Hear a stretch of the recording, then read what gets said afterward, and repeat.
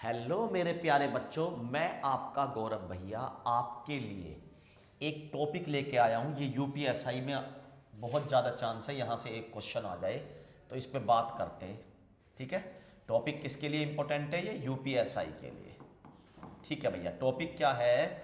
बाल विवाह। टॉपिक का नाम है बाल विवाह। ठीक है, तो बाल विवाह रोकने की बात है, तो बाल विवाह रोकने के लिए एक अधिनियम आया 2006 में। कब आया भैया? 2006 में, कि बच्चों की शादी ना हो सके। ये अधिनियम आया 2006 में। इसमें 21 धाराएं थी। कितनी धारा थी? 21 धारा। और यही वो अधिनियम है जिसमें तय किया गया कि लड़कों की शादी की उम्र 21 वर्ष और लड़की की मिनिमम शादी की उम्र कितनी? ठीक है, 18 वर्ष। 18 वर्ष।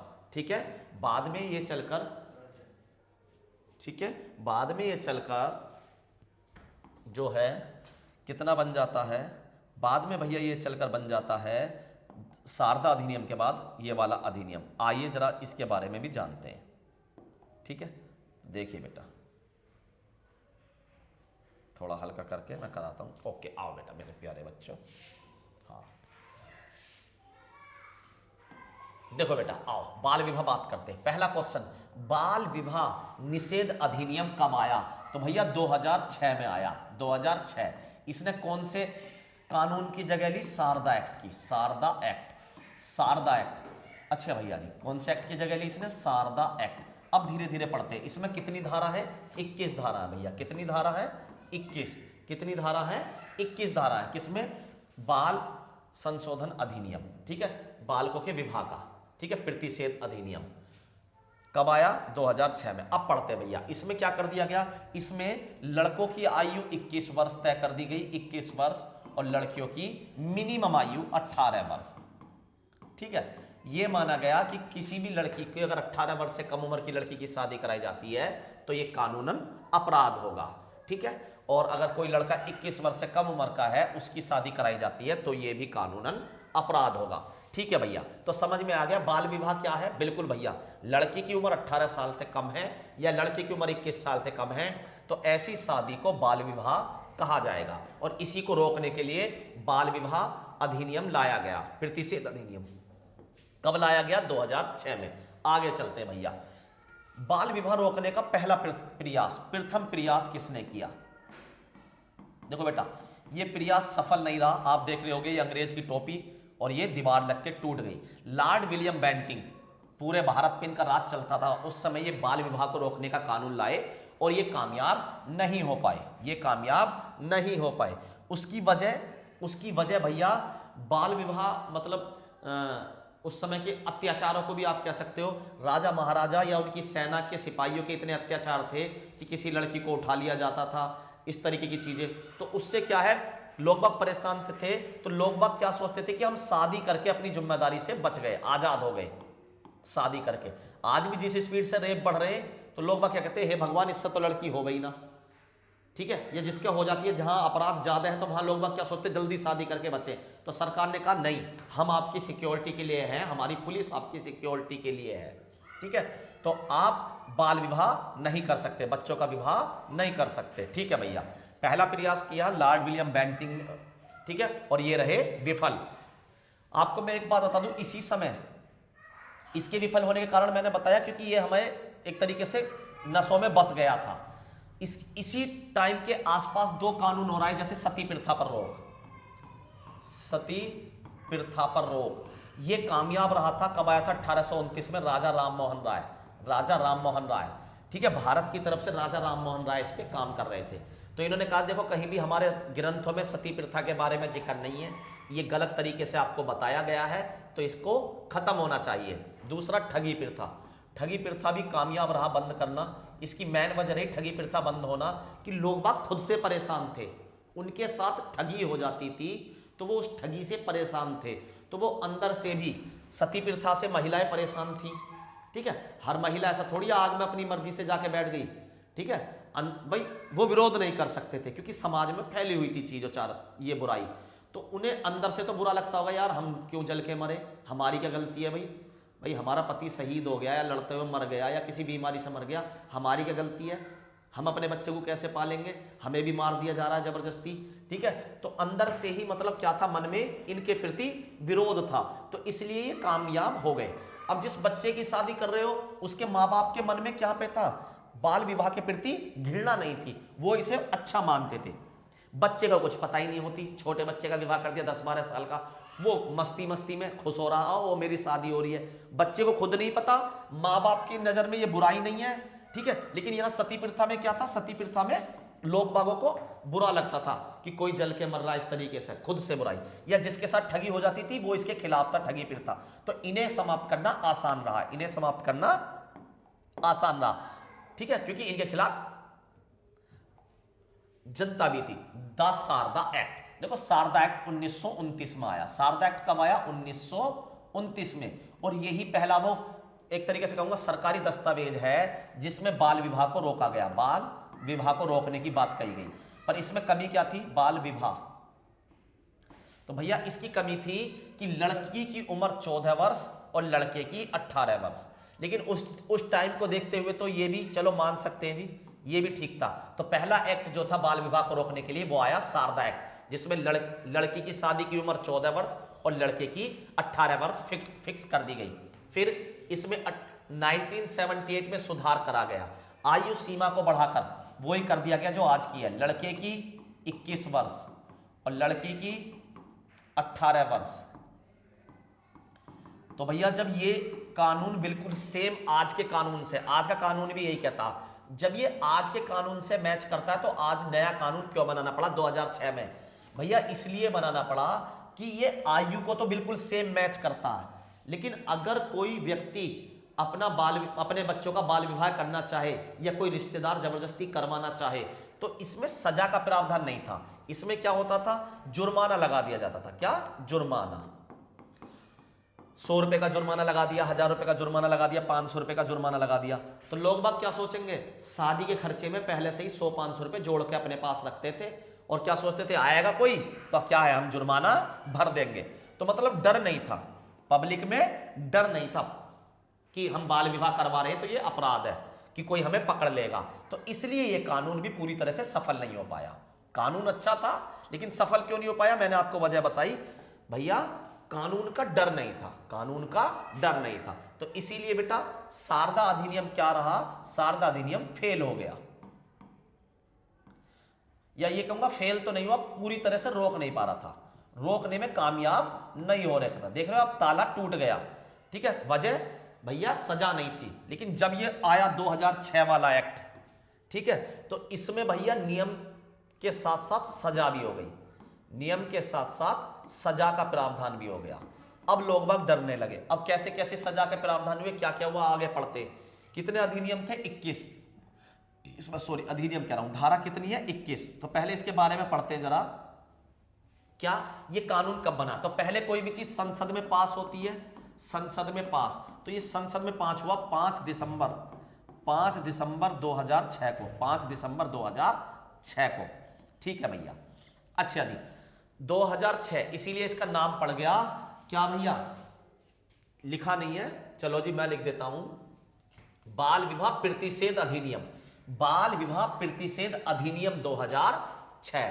तो समझ गए इसका 2006 नाम क्यों पड़ा, संसद ने 2006 में पास करा, राष्ट्रपति जी 10 जनवरी को इस पे साइन करते हैं, 10 जनवरी 2007 में, ठीक है। और फिर ये बन जाता कानून जब राष्ट्रपति जी साइन कर देते। लागू कब से होता भैया, लागू होता 1 नवंबर 2007 से, 1 नवंबर 2007 से, 1 नवंबर 2007 से, 1 नवंबर 2007 से, ठीक है। तो भैया लागू कब हुआ और पहली बार पास कब हुआ, 5 दिसंबर 2006, इसीलिए इसका अधिनियम पड़ गया 2006। अच्छा भैया जी आगे बात समझाते हैं। टोटल धारा कितनी है, तो मैंने बताया था टोटल 21 धारा भैया, कितनी है, 21। सारी याद करनी जरूरी नहीं है, कुछ खास से भी काम चल जाएगा। जैसे धारा 1 और धारा 2, तो धारा 1 में बताया गया कानून का नाम, कैसे लागू होने की तिथि वगैरह, इसके बारे में, इसका विस्तार किस तरीके से। 2 में बताई गई है इसकी परिभाषा वगैरह कि किसको बालक माना जाए। भाई कोई चीज जब तो आप उस पर सजा अप्लाई कर पाओगे जब आप उसमें क्लियर बताओ कि बाल विवाह क्या है। तो ये इन चीजों के बारे में पूरी तरीके से वर्णन करा गया धारा 2 में। वन में बताया गया कानून का नाम, इसका विस्तार और लागू होने की तिथि। इसमें बताया गया कि किसको बाल विवाह माना जाएगा, बालक कौन है। ठीक है, तो मैंने आपको क्लियर बता दिया, उम्र से लड़कों की 21 वर्ष, लड़कियों की 18 वर्ष। अच्छा भैया, धारा 1 और 2 हो गया, अब आते हैं धारा 3। यहां से क्वेश्चन आने चालू हो जाते हैं। देखो बेटा, किसी की भी शादी कराई गई, ठीक है, जैसे सपोज करो किसी लड़की की शादी कराएगी 14 वर्ष की। अब उसे 14 वर्ष में तो पता ही नहीं है अपना अच्छा बुरा। क्या उसे 14 वर्ष की बच्ची को अपना अच्छा बुरा पता है? नहीं पता। तो वो क्या होगा, थोड़ी बड़ी होती रही, थोड़ी बड़ी होती रही, 18 वर्ष की हो गई या 19 वर्ष की हो गई, तो बालिग कब हो जाती है वो? 18 वर्ष। बालिग होने के बाद अगर उसे शुरू की 2 साल में कभी भी लगता, 2 साल के अंदर, ठीक है, 2 वर्ष के भीतर उसे कभी भी लगता है कि मेरे साथ गलत हुआ, मेरा बाल विवाह गलत हुआ, अगर मैं पढ़ लिखती तो कुछ और कर लेती, या ये जो आदमी है ये सही नहीं है, ठीक है, उसे कभी भी ऐसा महसूस होता है, तो वो 2 वर्ष के अंदर, 18 वर्ष के बाद 2 वर्ष के अंदर कभी भी अपने विवाह को निरस्त कराने का प्रस्ताव कोर्ट में डाल सकती है, कोर्ट में डाल सकती है। बिल्कुल भैया, कितने? 2 वर्ष के अंदर अंदर। पहली बात ध्यान रखनी है, 2 वर्ष के भीतर भीतर। यहीं से पेपर में चीजें आने वाली, एक तो सन आ सकता है और एक यहां से धारा वगैरह। धारा 3 में लिखा हुआ, तो निरस्त करवाने का पीड़ित पक्ष 2 वर्ष के अंदर अंदर अपने विवाह को निरस्त कराने का अधिकार रखता, बालिग होने पर। शादी से नहीं, किसी की शादी 14 वर्ष की हुई है तो ऐसा नहीं कि 16 वर्ष, उससे जब तक अकल भी नहीं आई होगी अच्छे तरीके से, बालिग होने के 2 वर्ष के भीतर भीतर। तो वो बालिग कब होगा भैया? शादी बेशक 14 वर्ष की हुई हो, वो बालिग तो 18 वर्ष पे होगी लड़की। अगर कोई लड़का है तो 21 वर्ष। भाई जरूर थोड़ी लड़की के साथ ही गलत होगा, हो सकता है लड़के के साथ भी शोषण हुआ हो, तो लड़के के साथ भी गलत हुआ हो, घर वालों ने जबरदस्ती शादी करा दी हो, तो लड़का कोई जब 21 वर्ष का हो जाता है तो वो भी 2 वर्ष के भीतर भीतर डिसीजन ले सकता है शादी को निरस्त कराने का। अच्छा जी, आगे चलते। यह पीड़िता को एजेंसी या अधिकारी देता है कि बचपन में थोपा गया फैसला जीवन भर ढोने की मजबूरी नहीं है। कौन देता? धारा 3। धारा 3 कौन सी धारा देती है? धारा 3। तो विवाह को निरस्त कराने का अधिकार कौन सी धारा देती है? धारा 3। 2 साल के अंदर अंदर, 2 साल के अंदर अंदर। आगे चलते हैं, धारा 4 क्या कहती है? धारा 4 कहती है विवाह निरस्त होने पर, विवाह निरस्त होने पर, भाई हमने माना चलो धारा 3 में आपने अपील करी और आपका विवाह निरस्त हो गया, यानी कैंसिल हो गया, निरस्त हो गया। अब एक बात बताओ, जब तुम अपील करोगे ना तो तुम्हारे घर वाले साथ देंगे तुम्हारा, और ना ही ससुरालिया साथ देंगे, ना ससुराल वाले। भाई एक बात बताओ, जब तुम शादी तोड़ना चाहोगे तो घर वाले क्या कहेंगे? बेटी गलत कर रही है, ये बेटा गलत कर रहा, यही काम करेंगे ससुराल वाले। तुम्हारे पक्ष में ना घर वाले रहेंगे ना ससुराल वाले रहेंगे। तो सरकार क्या कहती है? धारा 4 क्या कहता है? धारा 4 कहती है 4 जनों का पेट भरेंगे हम, 4 जनों का पेट भरेंगे, मतलब भारण पोषण और घर देंगे, 4 जनों को घर देंगे। तो धारा 4 जनों, 4 रोटी में मेरा पेट भर जाएगा, ठीक है, 4 खंभों की छत दे दो, ठीक है जी। तो कोर्ट क्या कहता? आपको भरण पोषण और निवास की व्यवस्था करी जाएगी। विवाह निरस्त होने के बाद पीड़ित लड़की को बेसहारा होने से बचाने के लिए, रहने के लिए और भरण पोषण की कानूनी व्यवस्था दी जाएगी। आर्थिक मजबूरी के डर को खत्म करने के लिए यह अत्यंत आवश्यक है कि लड़की को यह ना लगे कि मैं क्या करूंगी, मैं तो भूखी मर जाऊंगी। तो ऐसा ना हो, इसलिए धारा 4 बनाई गई है। इसमें लिखा गया है क्या? आपकी भरण पोषण और निवास ये जिम्मेदारी सरकार की होंगी, ये जिम्मेदारी सरकार की होंगी। आगे क्या कहा गया भैया? धारा 3 में करा गया विवाह को निरस्त, धारा 3 में कर दिया गया विवाह निरस्त, ठीक है, निरस्त, ठीक है। घर को धारा 3 में विवाह को निरस्त कर दिया गया। धारा 4 क्या करती है? धारा 4 में आपने बताया कि उसके भरण पोषण की जिम्मेदारी कोर्ट की, सॉरी कोर्ट मतलब सरकार की होगी। अच्छा भैया जी, आगे चलो। धारा 5 क्या कहती है? कि अगर उस सिचुएशन में, मतलब नाबालिग स्थिति में, नाबालिग स्थिति में आपकी शादी कर दी गई, ठीक है, तो हो सकता उस दौरान अगर कोई बच्चे हो जाए, बच्चे, ठीक है। अब धारा 3 क्या कहती है? विवाह निरस्त। तो किसी बच्ची की विवाह हुआ 14 साल में, 14 वर्ष की लड़की का विवाह हुआ, 14 वर्ष की लड़की का। अब उससे बालिग कब होगी? 18 वर्ष पे। तो 2 वर्ष का कोर्ट उसे देता, ठीक है, पीरियड की आप इस दौरान अपील कर सकते हैं। उसने सपोज करो 19 वर्ष पे अपील करी और उसे 14 साल के बाद 16 साल के आसपास पे 2 बच्चे या 17 साल तक 2 बच्चे हो गए, 1 बच्चा हो या 2 बच्चे, एग्जाम्पल के लिए ले लो 2 बच्चे हो गए। अब उसने जब उसे अकल आई 18 साल का होने के बाद 19 या 20 साल में उसने ले लिया अपने विवाह से, क्या ले लिया, छुटकारा। धारा 3 के अनुसार वो ऐसा कर सकती है, कोर्ट उसे आदेश दे सकता, ठीक है आप पर यह विवाह लागू नहीं होता। धारा 4 में कोर्ट ने कहा ठीक है आपकी रहने की व्यवस्था और आपके भरण पोषण की व्यवस्था हम कर देंगे, लेकिन जो बच्चे हो गए इस दौरान, उन बच्चों का क्या होगा, क्या वो बच्चे भी गैर कानूनी घोषित कर दिए जाएंगे?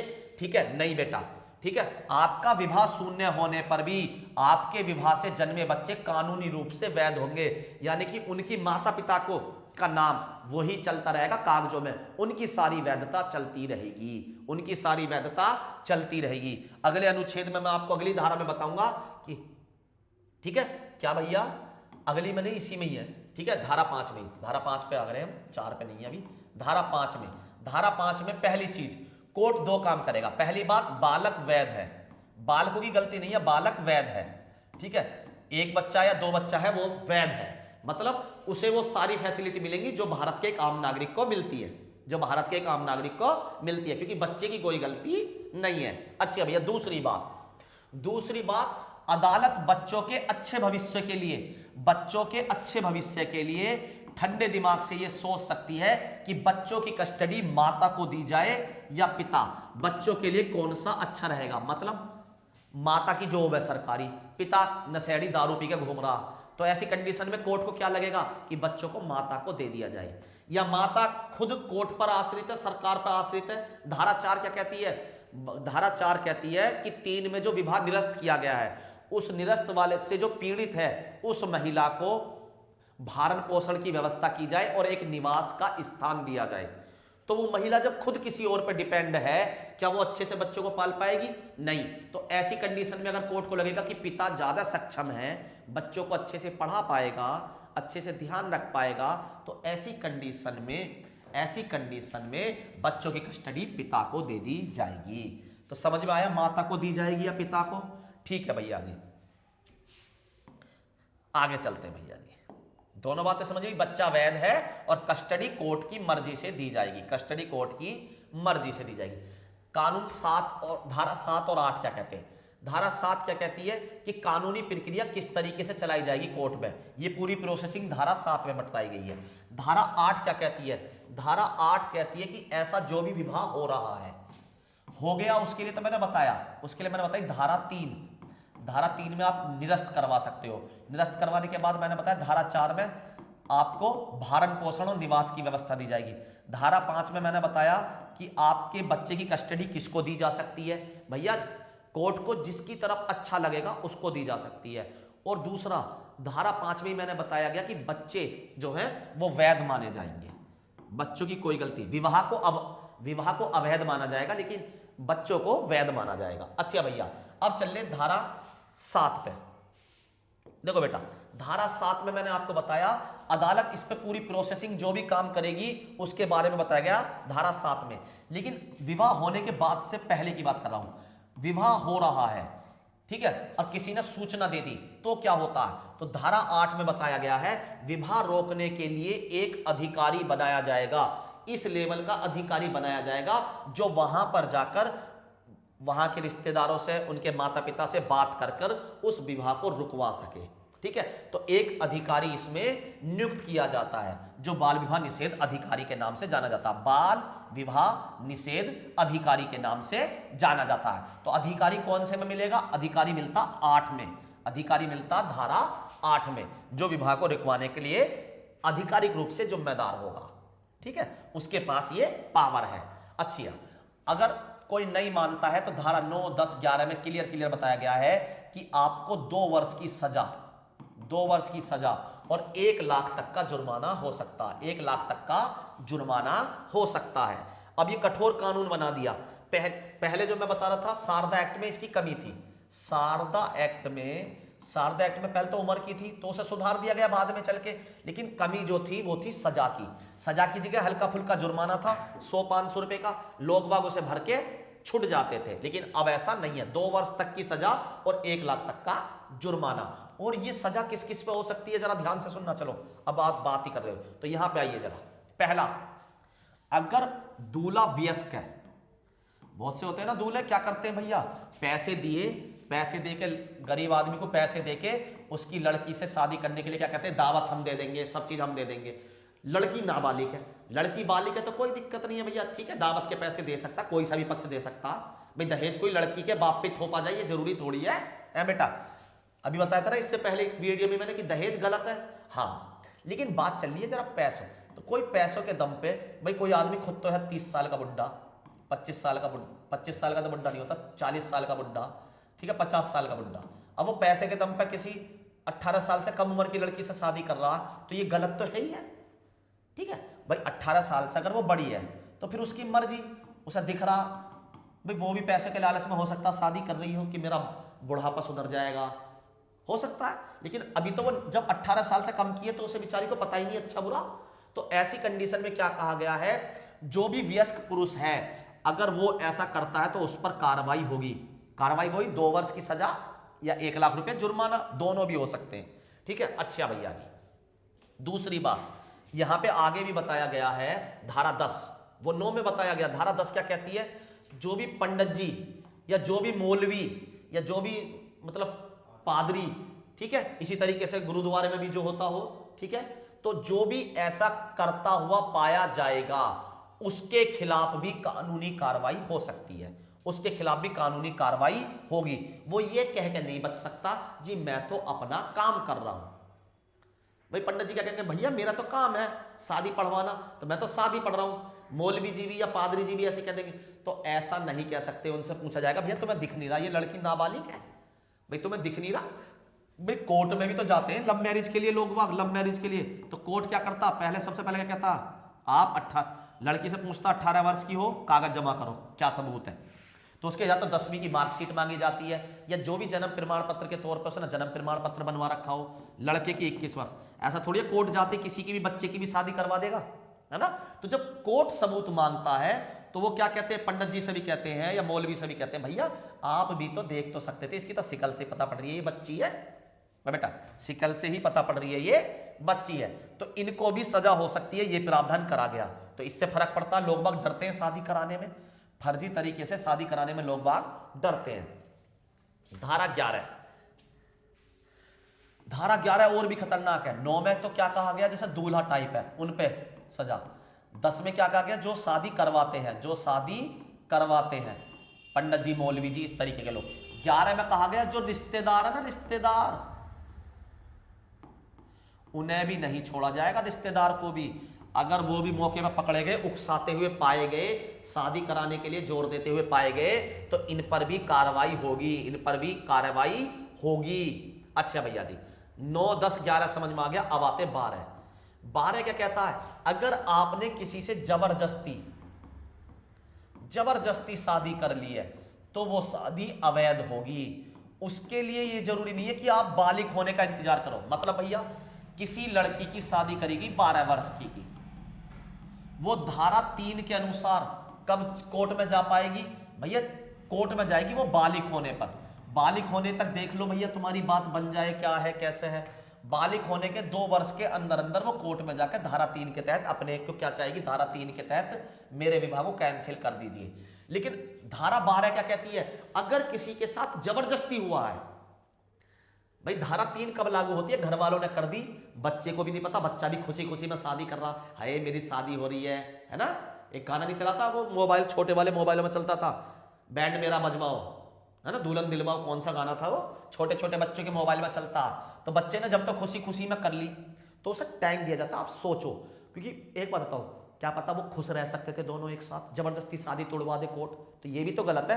तो कोर्ट क्या कहता है, ठीक है आप अपनी शादी को खींचिए, जब आप बालिग हो जाए आपको टाइम मिलेगा 2 वर्ष का, आप ठंडे दिमाग से सोचिए उस 2 वर्षों में और मेरे पास आ जाइए। पर ये बात कब है, जब दोनों फैमिली राजी है, मियां बीवी भी राजी है, ठीक है। अभी बस उन्हें पता नहीं है कि उनके लिए अच्छा है या बुरा है ये रिश्ता। लेकिन जबरदस्ती वाले में तो कहीं से कहीं तक कोई मतलब ही नहीं अच्छे का।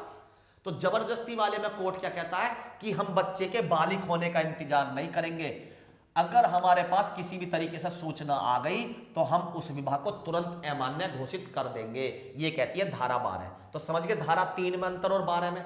धारा 12 का मतलब है कि विवाही गैर कानूनी तरीके से किसी को बोरे में बंद कर रहा है जबरदस्ती उठा के, बस लड़की को इतना कहना कि ये मुझे जबरदस्ती ले गए थे, और वो नाबालिग है तो आप पे लगेगा पोक्सो, ठीक है, पोक्सो लग जाएगा, पोक्सो। तो आपको पोक्सो भी पढ़ाया जाएगा, पोक्सो भी यूपीएसआई के लिए वेरी इंपॉर्टेंट है। अगला टॉपिक यही कराऊंगा, यूपीएसआई।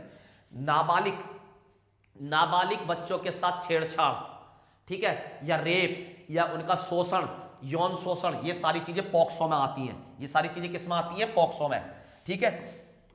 तो अब जैसे तुम जबरदस्ती उठा के ले जा रहे हो तो उसके साथ तुम जो विवाह कर रहे हो तो ये भी सब चीजें किस में आएंगी भैया? ये सब चीजें गैर कानूनी उसमें आ जाएंगी। इसके लिए ये नहीं कि बच्चा बालिग होएगा जब वो केस डालेगा जी मेरी शादी तोड़वा दो। अरे उसने शादी करी कब है? तुम तो छल से शादी कर रहे हो, धोखे से शादी कर रहे हो, या जबरदस्ती उठा के शादी कर रहे हो। धारा 14 क्या कहती है? ये कानून जो बाल विवाह का कानून है, ये एक ऐसा अपराध है, कैसा अपराध है? बाल विवाह, यानी कि संज्ञेय अपराध है। संज्ञेय अपराध पता है किसे कहते हैं? संज्ञेय अपराध का मतलब ऐसा कानून जिसमें पुलिस बिना वारंट के भी लोग किसी भी व्यक्ति को जिसने वो घटना की है उसे गिरफ्तार कर दे। संज्ञेय का मतलब होता है जघन्य अपराध, तुमने गलत किया है, अपराध किया है, अपराध। और दूसरी बात, बाल विवाह को गैर जमानती भी रखा गया। गैर जमानती, भैया गैर जमानती मतलब जमानत तो हर चीज की मिल जाती है, मतलब पुलिस थाने से जमानत नहीं दे सकती, कोर्ट से आपको जमानत मिल जाए वो बात अलग है। कोर्ट से जमानत मिल जाए बात अलग है, पुलिस जमानत नहीं दे सकती, ठीक है। पुलिस आपको छूट नहीं दे सकती इस मामले में। बिल्कुल भैया, बात समझ में आ गई। धारा 14 भी, टोटल धारा कितनी? 21, ठीक है। हाँ, बिना वारंट के गिरफ्तार पुलिस कर सकती है, भैया बता रहे हैं, बिल्कुल सही बात है। धारा 17 क्या कहती है? पुराना अनुच्छेद 1929 जो है वो अब पूरी तरह से क्या कर दिया गया है? निरस्त कर दिया गया है, ठीक है। और उसकी जगह नया कानून कौन सा चल रहा? 2006, ये बना दिया गया है, ठीक है, जिससे बीच में गैप ना रहे, ठीक है, कोई बच ना सके इसका। भाई इसे निरस्त कर दिया, अभी नया कानून बने ना तो लोग बाग बच जाएंगे इसके बहाने से? नहीं, अब पुराना कानून पूरी तरह से समाप्त कर दिया गया, बचने का कोई बहाना नहीं। अब ये वाला कानून चलता है, कौन सा? 2006 वाला। ओके मेरे प्यारे बच्चों, मिलते हैं नेक्स्ट वीडियो में। अगर वीडियो अच्छी लगी हो तो आपसे रिक्वेस्ट है इस वीडियो को लाइक करें, सब्सक्राइब करें चैनल को हमारे को, और वीडियो को अपने पढ़ने वाले दोस्तों के साथ शेयर करें। धन्यवाद।